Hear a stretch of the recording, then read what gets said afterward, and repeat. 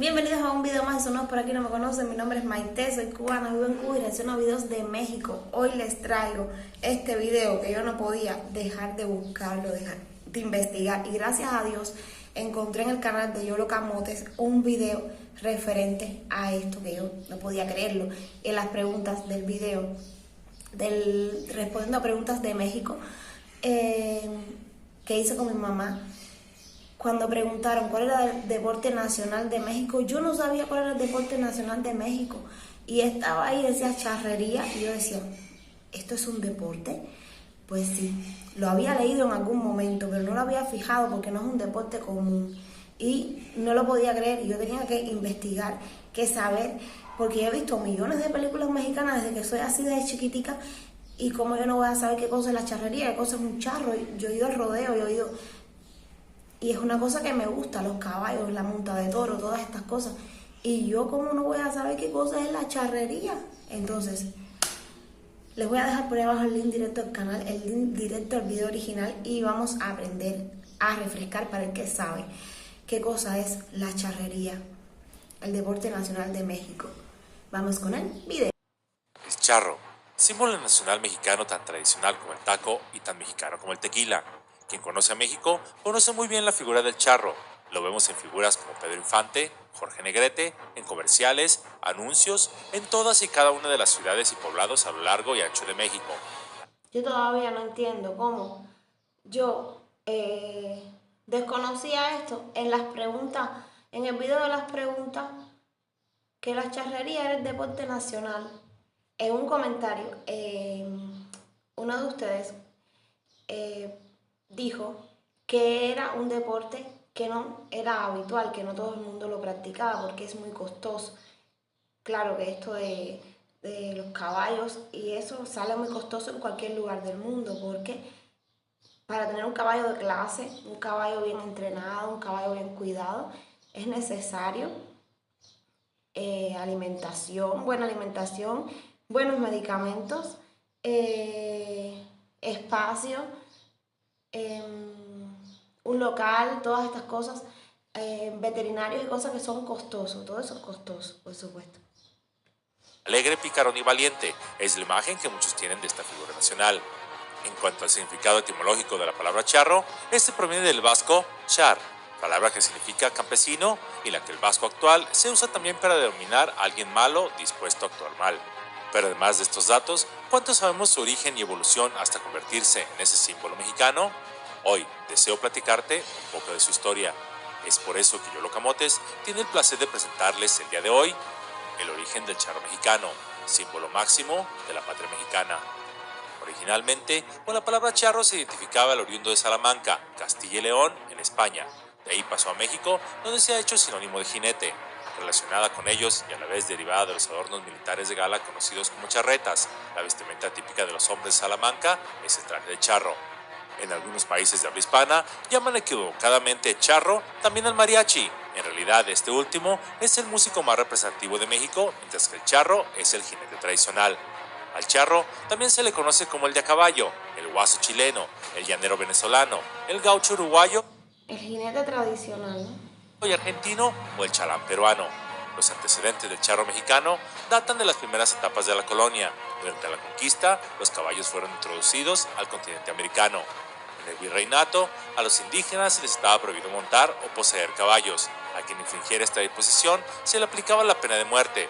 Pero para la ganadería era necesario emplear vaqueros, por lo general mestizos, por lo que don Antonio de Mendoza, primer virrey de la Nueva España, se vio obligado a otorgar permisos para que los indígenas montaran, pues había que defender la tierra y cuidar el ganado. Con el tiempo, comenzaron a verse cada vez más seguidos los hombres de a caballo, que en ese momento ya eran propietarios de pequeñas granjas y que por sus rasgos mulatos o indígenas eran conocidos como chiracos, el cual es el antecedente más directo del charro actual, mientras que a los empleados de las haciendas se les llamaba simplemente caporales y vaqueros. Los hacendados y rancheros ricos gustaban de usar trajes bordados al estilo de los charros de Salamanca en España, mismos que fueron modificados hasta constituir un atuendo completamente distinto. Durante la Guerra de Independencia, a los chinacos se les nombraba cuerudos, y eran conocidos por su habilidad con el manejo de la riata para las realistas en la región del Bajío. Consumada la independencia, la imagen del charro, aguerrido y poderoso, surgió para dominar las fuerzas de la naturaleza y acrisolar la riqueza del recién nacido país. Durante la invasión norteamericana en 1847, los charros no solo usaban con maestría la soga y el machete, pues don Pablo de Verastegui, hacendado de Río Verde, convocó una guerrilla de charros contra el invasor ejército norteamericano. Uno de los grandes promotores de los trajes de charro fue el emperador Maximiliano. Incluso a él se debe la confección final de los pantalones de charro como los conocemos hoy en día. En los viajes del emperador, este se hacía acompañar por gente de a caballo, que lucía con mucho orgullo su indumentaria. Maximiliano prefería la chaquetilla corta sin adornos y el pantalón ajustado con botonadura de plata. El sombrero que complementaba su atavío era de ala planchada galoneado en plata, así como la toquilla del mismo material. Para los patrones se confeccionaban zarapes y jorongos con pantalones de jerga en blanco y negro. El detalle que más me molestaba a mí era desconocer esto, porque mira que yo he visto películas mexicanas y salen charros por todos lados. Increíble. Y tampoco no sabía, no conocía que era el deporte nacional, porque tú no lo ves como deporte, porque no es una cosa común. Entonces me pasó eso. Ahora viene mi mamá por ahí. Creo que viene a conectarse para hablar con mi tía. Voy a poner una pausa un momentico. Un momento.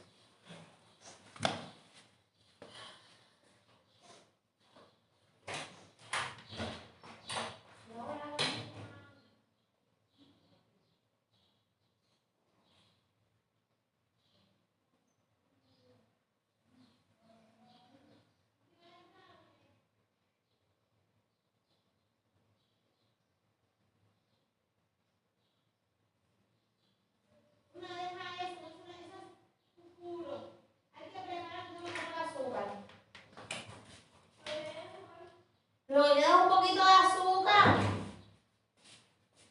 Haré buscar azúcar. Para los peones, además de chaquetas y calzoneras, también pantalones de cuero, pantalones de jerga en rojo y negro. Las mujeres estaban encargadas de bordar las camisas de padres, hermanos y novios. A los sombreros les fueron agregando bordados distintos que hacen juego con el resto del traje, dibujos de flores, águilas, búhos y serpientes, todo en plata u oro, según los gustos y las posibilidades del dueño. A mediados del siglo XIX, los de a caballo se vieron obligados a enfrentarse en la Guerra de Reforma. Los considerados charros de abolengo se volvieron figuras cercanas a Maximiliano de Habsburgo, dividiéndose en los plateados, que eran rancheros acaudalados pero liberales, y los chinacos que peleaban por la República.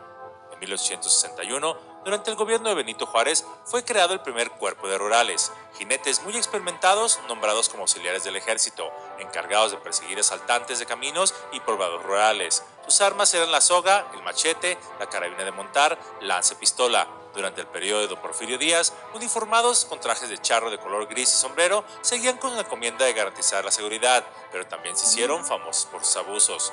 Pero fue el marqués de Guadalupe, Carlos Rincón Gallardo, que fue considerado como el padre de la charrería y es el antepasado de muchos charros notables y jugadores de polo. Se dice que la charrería organizada se originó en los estados de Jalisco, México y sobre todo Hidalgo. El primer charro moderno, como lo conocemos hoy, aparece en la llamada Hacienda de Atequiza en el estado de Jalisco, hoy una población que ostenta simplemente el nombre de Atequiza, aunque hay quien disputa este título. Dentro de los distintos elementos del charro, tenemos por ejemplo la silla de montar mexicana. No obstante el hecho de que es relativamente pesada comparada con otras, es muy cómoda tanto para el caballo como para el jinete y básicamente se conforma por un fuste o esqueleto de madera, cuerajes y estribos. Pero ¿y por qué será más pesada? Qué bonita está. Entre otros accesorios. En lo que se refiere a los arreos y avíos de charro o vaquero mexicano, estos fueron imitados por el cowboy estadounidense, luego de que se perdiera más de la mitad de territorio mexicano a manos de los estadounidenses. De hecho, la silla de montar tejana está basada en la mexicana. El caballo del charro, según la tradición, tiene que ser de mediana alzada, muy fuerte, de temperamento noble y veloz. La reata o soga del azar es indispensable para la charrería, así como las espuelas y las chaparreras. Durante la época de la Revolución y el reparto agrario, muchas haciendas desaparecieron o quedaron irremediablemente fraccionadas, iniciando entonces el éxodo masivo del hombre del campo hacia los centros urbanos. También el caballo criollo mexicano prácticamente desapareció debido a su excesivo uso durante el combate. Así que los caballos más empleados para la charrería son el cuarto de milla de origen norteamericano y el caballo azteca, que es una raza reciente. Con nostalgia, tanto el antiguo hacendado como sus caporales y vaqueros buscaron un lugar en... Mira que los caballitos han sufrido en la guerra. donde recrear las faenas campiranas que orgullosamente habían desempeñado en las haciendas, las estancias y los ranchos. Así nacieron las asociaciones y los lienzos charros y la charrería, donde se recreaban las suertes que los hacendados, caporales y vaqueros estaban tan acostumbrados a realizar para divertirse, convirtiendo de estas suertes un deporte nacional, así como un espectáculo único. Cabe señalar que no hay que confundir al charro con el campesino mexicano humilde o peón de hacienda, si bien Yo lo considero un deporte bonito, a mí me encantan los caballos y todas esas malabares que hacen en los rodeos, me encantan, que esa no es quizás la palabra adecuada, pero yo lo veo así, algo así como acrobacias y esas cosas. ambos emplearon sombrero ancho durante mucho tiempo, el charro, al ser terrateniente o empleado de confianza del dueño de la tierra, tenía generalmente un estatus social superior al de los otros campesinos. Con excepciones notables como las del caudillo revolucionario Emiliano Zapata, el charro, a pesar del posible origen etimológico negativo de la palabra, es en muchos casos conservador y con frecuencia reaccionario. Por eso en el sindicalismo mexicano se le llama líder charro aquel que representa los intereses del patrón y no de los agremiados.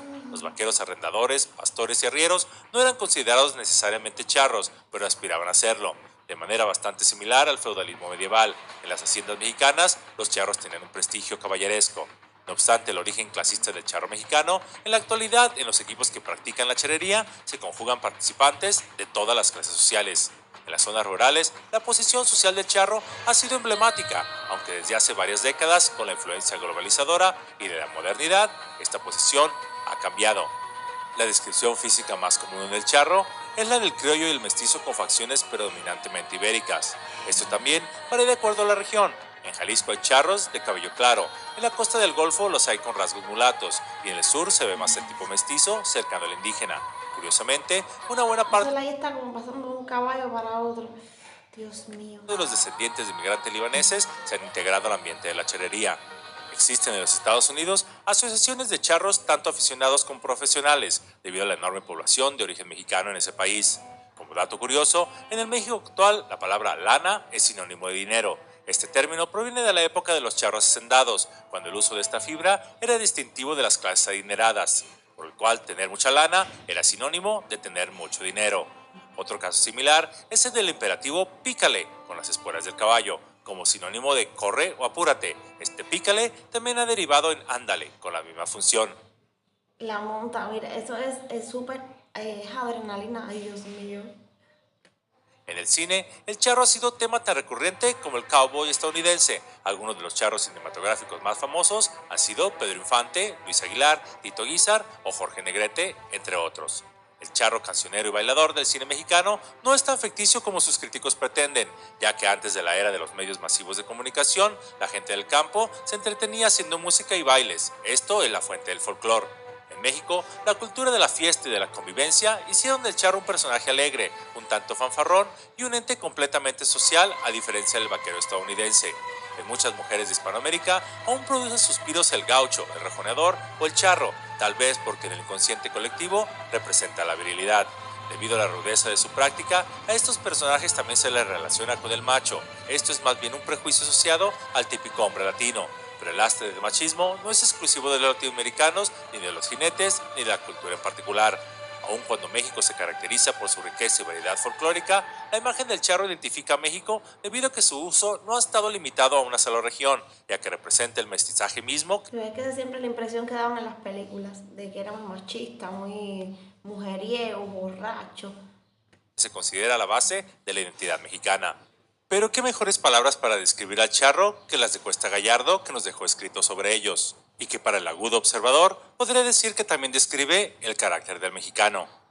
El charro es noble, valiente y leal. Se juega la vida por quedar bien ante las mujeres hermosas que lo cautivan. Es hospitalario y sentimental. Toca la guitarra con amor. Canta y baila con alegría y gracia. Le atraen los ejercicios fuertes y peligrosos en donde la vida se pone en juego y depende de la destreza, de la fuerza y la serenidad. El charro tiene fama de jugador. Las carreras de caballo y las peleas de gallos son sus juegos predilectos en los cuales apuesta hasta la camisa. Se hechiza con las mujeres bonitas de quienes es travieso, con los caballos buenos y los revólveres finos. Por tradición, es el símbolo genuino nacional. En la historia ha surgido su bizarra estampa. El charro ha sido, es y será la representación simbólica de mi adorada patria mexicana. Espero les haya gustado el video y no olviden suscribirse al canal, compartir, dejar un like. Nos vemos en un próximo video.